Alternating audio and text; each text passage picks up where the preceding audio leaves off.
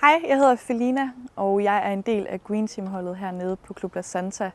Jeg tog Power and Strain-uddannelsen i efteråret 2022, og jeg arbejder i Group Fitness and Aerobic. Jeg har taget Academy i 2022, og på det daværende tidspunkt, så var det fordi, jeg rigtig gerne vil herned og være green teamer. Men jeg vidste, at man skulle have noget erfaring for at komme herned, så jeg blev ansat i det, der hed Fitness World på det tidspunkt.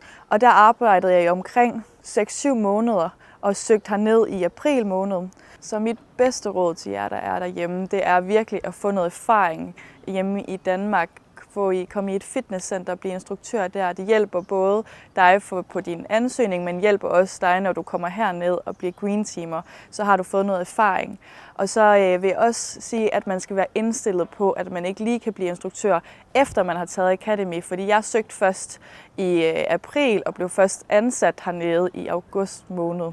Så jeg har helt klart ikke fortrudt at tage Academy, for jeg er utrolig glad for det her job hernede på Club La Santa, som at være en del af Green Teamet. Og jeg har været her i 7 måneder nu, og har desværre ikke lige tænkt mig at stoppe lige her i forløbet, så min position bliver i hvert fald ikke ledig lige nu her. Men jeg håber helt klart, at I får sendt en ansøgning afsted, og I kommer herned.